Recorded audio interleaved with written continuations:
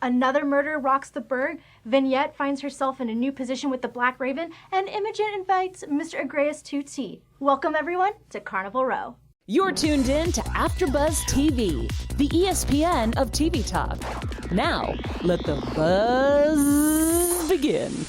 Welcome back, everyone, to the Carnival Row After Show here on AfterBuzz TV. As always, I am Veronica Valencia.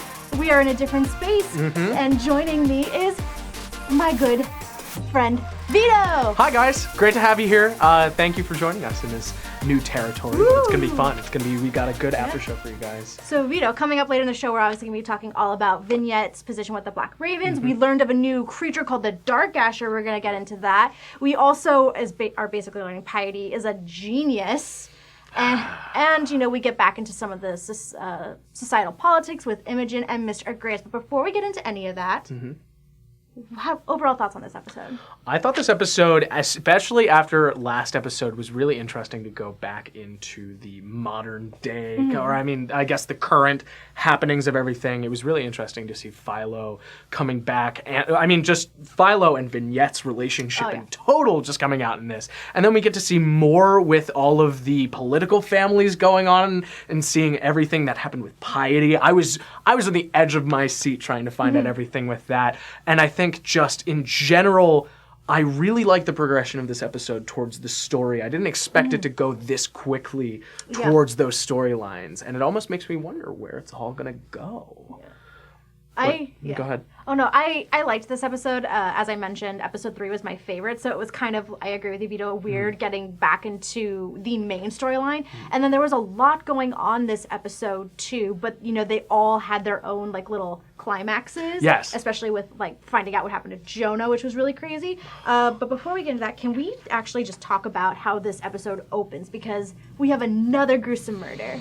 I really thought that we were going into a different, part of the timeline again. I thought that was going to be Philo. I thought the orphan was Philo. I thought that too. I'm not even joking you. I thought it was going to be Philo, and we were going to get some flashback of how he grew up, basically. Not the case, and then we also get another very gruesome. Yeah, we get to see more intestines, but more importantly, we get to see what the beast has been stealing. Specifically, it was his liver. And you know what else we saw? What? The beast. Yeah.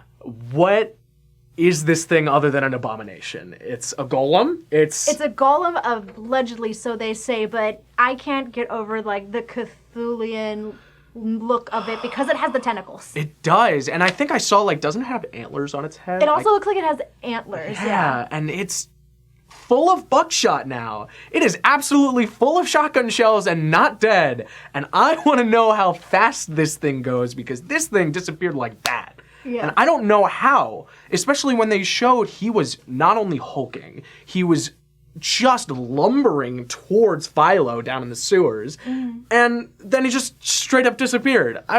How you can't be that quiet. No. It's frustrating because I want to understand the rules of what's going on with this creature, but I don't know what is going on with it in the first place. I would expect it to be lumbering and to not be able to move in and out of windows like it is. It's a complete mystery, and even the Mima who basically introduces it's a golem made of flesh and it's unlike anything else. It's a complete mystery, and Philo's basically well, I'm not going to believe. He's very much a practical person in the sense I'm not going to believe anything until I see it, and so he goes to the other fae. Yeah, the witch. What? I don't really know her name. I think it's the Haruspex is the name of the actual. We don't know her name, but her position is the Haruspex. Yeah, what an uncomfortable scene to watch. God, it was so awkward. I just look, it's not every day you get to see a man be drugged and forced to, have that. Yeah. Basically birth a creature. I know, it's we need something of you to bring birth to this creature. Not a lock of hair, not a fingernail, not some type of blood. No, she has to make it the most uncomfortable possible thing for him. And it was also interesting to me how immediate that was. It was just oh, you want something back to life, do you? All right. And we got to see that he not only saw Vignette in his drugged dazed, he also saw the Portia. Yeah, right? we also saw Portia, which I found really intriguing, especially after the fact when you see him go back to Portia and start talking to her again at the end of this episode. I think this is him as a person fighting both sides. He probably deep down inside wants to be, in the Fae world. That's where he feels more comfortable. That's like what he's been he didn't have that his entire life growing up, but I think that's what he wants. But I think he maybe also really does love Portia, and he likes his life in the human world. He just feels scared at times. So it's that half-blood storyline that I love, where he's really trying to figure out how to go about life and in what world to be a part of. Yeah, and I'm not sure if I really want him to choose, because at this point, either way, there's obviously downsides to picking the human side or picking the Fae side. But in part, obviously, like almost selfishly, I feel I would love him and Vignette to both get a happy ending together. But also, I remember that Portia has just as much a right in this scenario to be happy as either of them. And to be fair, Philo did have a romance with her for probably quite a long time. We don't get an exact amount of time, but we do see that they have a long history, and that at least what happened in episode 1 has been happening. I appreciate Philo, and I respect him a bit for this, because he realized he really messed up with Vignette, and I really appreciate that he's taking measures to not make that same mistake with Portia and to not hurt someone else. Right now. We'll see if he starts to get edgy again, because I have a feeling that he's going to get really edgy in his feelings. Yeah. I think that something's going to happen with Vignette. I think something's going to happen with Vignette, and I think that he's going to end up somehow going back to her, because while I want to believe that it gets happy and in this place where he can be like, yeah, I'm with Portia and we're really happy and she's really happy. That's not this story. No. This story has never taken the happier road ever in one single choice that it's made. But I don't know. Maybe we can hope for the best for Portia. I just don't trust it, I don't trust it to be happy. Yeah. And I mean, our Vignette, speaking of happy, and speaking of Vignette, she is also not happy. I mean, she can say as much as she wants, like, I feel free and all this stuff, but I don't really necessarily believe that, and this in regards to her position with the Black Ravens. Oh my gosh, they're so... I mean, obviously, they're, like, supposed to be kind of on the brink of good and bad, but I don't want her to get caught up in it, even though she's probably totally fine. Yeah.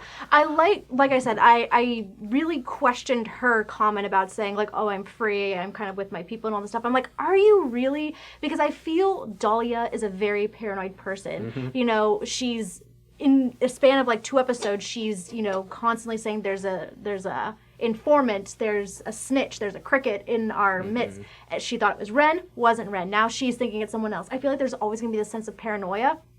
And Vignette's basically has to do what she does, and Dahlia has no fear of just letting go of a Fae. Absolutely. She doesn't need to, because she's in the power in this situation. And it's a weird situation, I agree, because we have Vignette kind of in this position where she's like, of course I'm not going to stop talking to Philo, no matter, I mean, she wants to, but whether or not she's going to. There's always going to be something in the universe that brings them together. Absolutely, I agree. I think very much so that has proven itself time and time again, seeing that they even survived going back across sea or across ocean or whatever they had to get across to go to the Faelands, and now we saw Vignette washed up on shore, and now they're back in each other's lives, and I'm just worried at this point, because I really think that her talking to Philo I think Philo's going to end up meeting the Ravens at some point, and I just fear their interaction, because I think he's going to be in danger. I like the fact that you kind of bring up that he's going to meet the Ravens, because as it turns out, she does find the informant. It turns out to be Hamlin. But I was watching this episode and I was thinking to myself, what agreement would Hamlin possibly make with Philo? Because it seems like, especially, the fact that the elixir was basically confiscated, it's like, for Hamlin's perspective, it doesn't seem like he gets any benefit out of this. So I'm very curious as to what possibly their agreement was. Well, we won't really find out now from Hamlin, at least, because now he's in the sewer, which, by the way, I think he's going to come back to life. I think he's going to become part of the what is it called again? The Beast? Oh, the Darkasher. I think he's going to become part of the Darkasher, just by what we know from the Darkasher, what we learned from this episode. It's an amalgamation of a bunch of different Fae creatures, And I'm interested to see if they're going to have to regret throwing that body down a well, down into the sewers, where they already know that the Darkasher lives.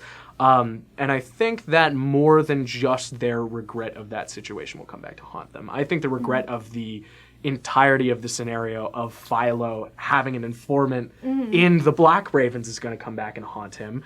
And can we talk about that fight scene that happened real quick? Oh, gosh, yeah. Mid-air between him. That was cool. Oh, my gosh. That was a really cool fight scene. Yeah. And, it kind of goes back to the, idea. Vignette and Philo, they might not have a romantic relationship, but they will always have respect for each other. And, of course, he comes and helps her out and helps her dispose of the body and is trying to find a way to keep her from trouble from the Black Ravens because, of course, Tourmaline always has her back, too.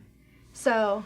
But I am so hurt by seeing how much pain she felt after he died and after he was shot by Philo, for when she just went and kicked his body over and over again. There was so much pain in her face. Do you think it's because she had to kill her own? I think it was a combination of her killing her own and her understanding that she's been weakened since she returned. Or she's not strong enough as she thinks she is, yeah. Because you have these people you have these Fae that have come back and have lived here for a long time that probably are stronger than her. And she was the one that always carried the backs of her people when they were trying to escape from their lands. And now she's back and she has nothing to give them, mostly. Yeah. She's all on her own for herself, and she doesn't know how to give for herself. Do you think? I don't know. It's just so weird to see her kind of be trapped in this, cornered position. Yeah. And it's so sad, because... It's so sad, because she's really trying to find, the light at the end of the tunnel. She's trying to find the good in the situation, but I feel like this is just not a good situation for her. She might like to trick herself into thinking that way, but it's not. I think it's just kind of her way of really trying to escape her past. And now she has to take over for all of those responsibilities that she knows nothing about. She knows nothing about. Yeah. But the good thing is that, at least for right now, she's not dealing with the same kind of issues that Breakspear is dealing with. Oh my gosh. I was so shocked in the second episode to find out that it was Piety who was kind of the mistress, the puppet mistress in this situation. Well, we found that out in an earlier episode. Yeah, that was the second episode, and I was surprised to find that out, so I was really excited to see where that storyline went, because, it's, to me, I think it's more than just a political, thing that's going on here. I think there's something tied up with Piety, because what motive does she have for this? She kills the dude that I thought she was trying to get into power.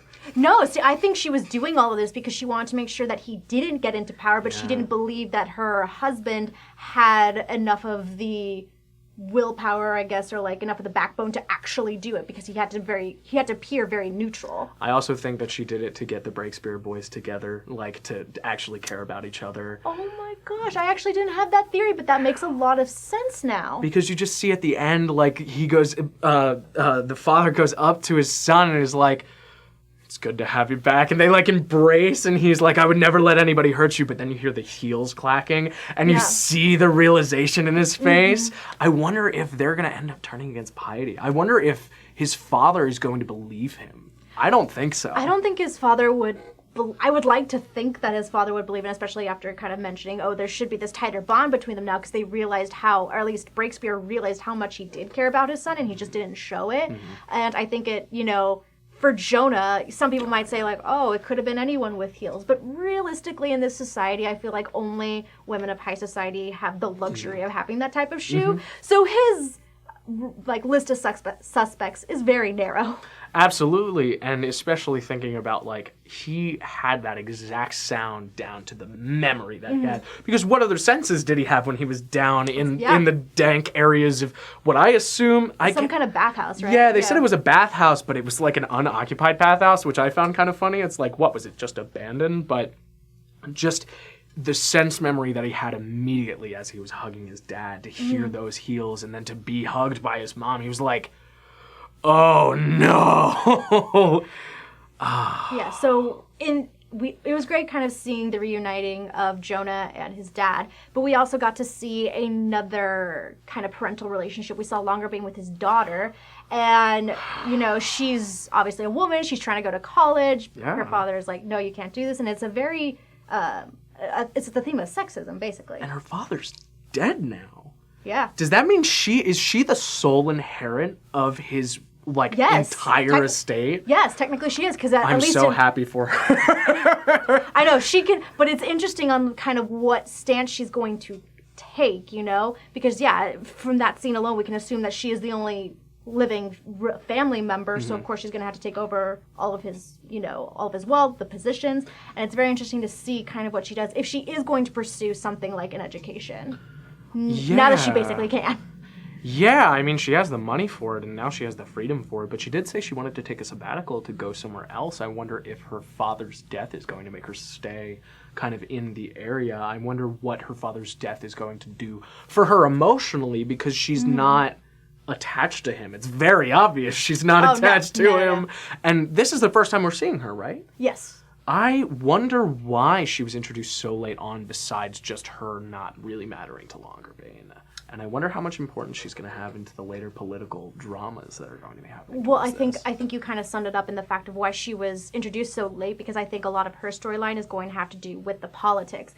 I feel like Jonah and Breakspear has a lot of their parental relationship with Sophie. I think it's more of her, politics and taking up the mantle now that her dad is dead. Yeah, and that's a large mantle to take up. That is a lot of titles. I wonder how their political system works in the way that, will she inherit any political value from her father's position?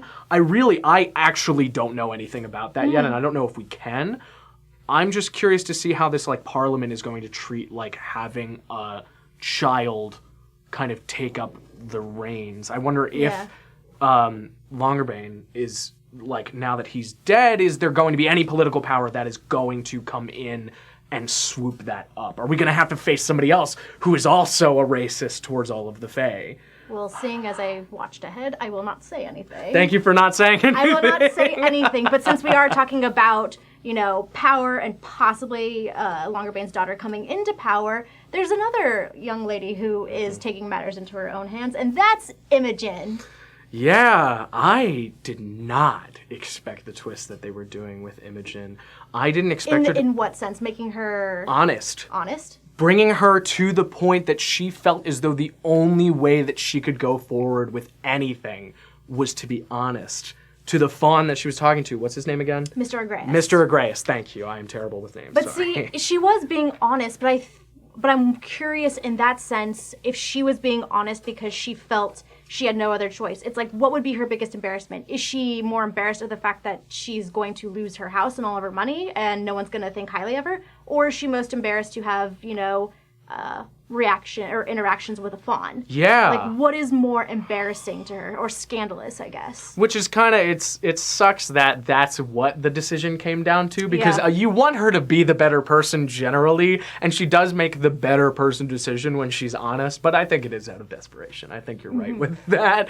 Well, that was the whole point behind the tea. She wasn't inviting him because she genuinely wanted to welcome him into high society. She was trying to grant him acceptance in the hope of manipulating him to get the loan. I was laughing the entire time that he obviously clearly knew and saw right through her. He's not dumb. He's not. He's very smart, actually, and I'm excited to... I'm really excited to see where that relationship goes, because I think he is now summing up what he's going to do from this point forward, because he knows how much Imogen needs him. Needs him, yeah. He knows how much power he has over her, and I remember this one line specifically that he said that was one day, all of these bashful neighbors of yours are going to be begging to shake my hand. And I cannot wait to see that come to fruition, because he deserves it. It's obvious that his story is tragic, and we haven't heard about it yet, besides him talking about being in a coal miner family, and he had to flee because he saw no future there. But I want to know more. I would love to know more about his backstory and how he came to be, but I'm really enjoying right now how he's not letting Imogen basically play him for sport, which is kind of the way he puts it. I'm liking the fact that he's you know what? I'm seeing how desperate you are, so I'm going to kind of take advantage of the situation and try and convince you otherwise. Convince you that I'm not what you think I am. And he deserves to be treated as well as he's treated, because he's so smart. He just is one of the smartest characters that I think we've been introduced to so far, and it's obvious by his wealth in the current economic status that we're in this world. It is just so obvious to me that he either... most of the times, as I've seen, when you come into wealth in this world, it was either through like something violent, through something illegal, or through nobody being able to do better than you. And I think for his situation, nobody could do anything better than him.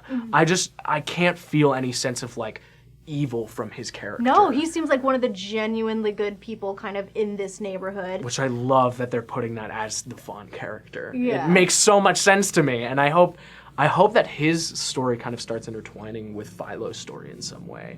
I don't know. I would love to. I kind of get the purpose of the storyline and kind of showing us the different areas of the burg, but I would love to maybe see this, like you're saying, Vito, see this storyline intertwine with another one. Go ahead. It's very much just its own little secluded storyline right now. Yeah, and it's just like, there's no way that the only connection that it has from it is from the ship that Vignette was on. Like, that can't be the only through line that this has with the overall story, because obviously when there's stuff that's going on, I mean, maybe it's a discussion on the fact that everybody that is lower class than them is dealing with all of these murders and everything, and they're just like, oh, I want to be famous in my neighborhood and wealthy. I don't know, maybe that's the commentary. It would be great to see the characters intermingle, but I think what kind of the main point of this particular storyline is we're seeing Philo, obviously, who is very sympathetic and, you know, cares about the Fae, and I think Imogen, you know, in her moment of being honest, we're going to see her kind of grow as a character, and maybe it's also to show that someone who, you know, is not half blood, who can also come to accept people who are different. So do you think that she's going to come to actually accept Fae? Do you think that like her character will develop to the point of being like caring towards the Fae, or do you? Because I see a brick wall there. See, first of all, I won't say anything, because this also would go into spoiler territory, but I think that it's very well possible. Okay. I think it could go either way with her character, and, you know, that would be something very exciting to kind of, if she does lean towards being more accepting, it would be very good for her character. We're seeing a lot more women go into positions of power over I the know. men in their lives in this. Know. And I kind of love that for their characters, because a lot of the times it feels kind of deserved. Yeah. I mean, to be fair, Ezra is dumb. Ezra is an idiot.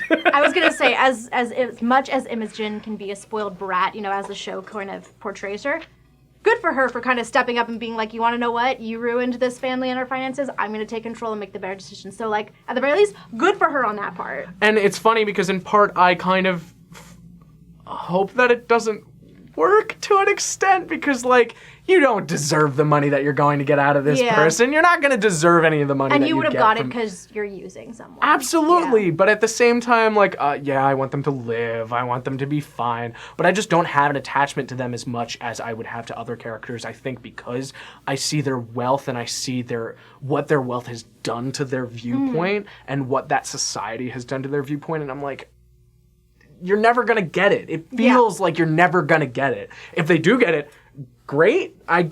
Yeah, that's great. I hope they do, but I'm pessimistic, as I always am with this storyline, I think, because it just doesn't feel like the story is going to give us that like sense of relief, that sense of happiness. It feels like it's almost commentating on it being something that feels a little hopeless in a sense.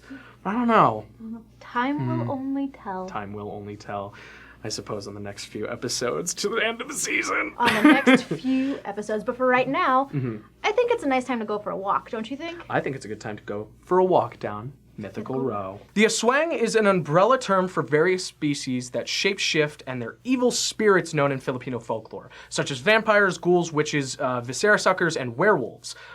This is kind of the coverage that we're doing for what we know as the Darkasher. Darkasher. From what we know, the Darkasher's kind of, basically he's been known to take the liver of every victim. So we thought for Mythical Row, let's see if there are well-known creatures in myth that have this characteristic. Yeah, that take organs from their victims. And we see in Filipino folklore and in different, like, actually religions in the Philippines, there are gods that are known to do this, or like just different creatures that are known to do this. The other one is known as the Manananggal, who is often confused with what is known as the Wakwak, or the Aswang, who literally translates to remover.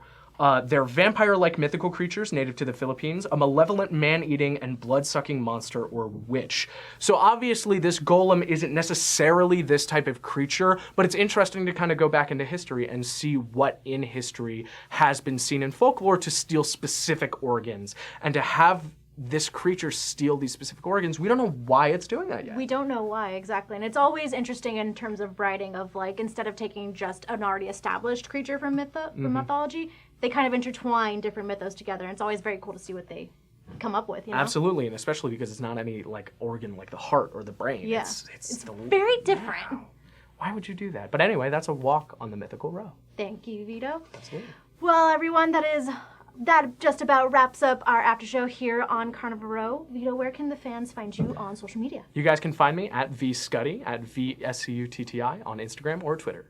And you can find me, Veronica Valencia, on Twitter and Instagram at it's me, Veronica_V. Be sure to tune in for our coverage of episodes 5 and 6 tomorrow at 6 p.m. Thank you, guys. Our founder, Kevin Undergaro, and me, Maria Menounos, would like to thank you for tuning in to AfterBuzz TV. Remember, we're not just the first, we're the biggest in the world, and we're the only destination for all your favorite TV shows. Whatever you crave, we've got it. So go to AfterBuzzTV.com and check out our lineup. Buzz you later. The views expressed herein are those of the hosts only and do not necessarily reflect the views of AfterBuzz TV or its owners or principals.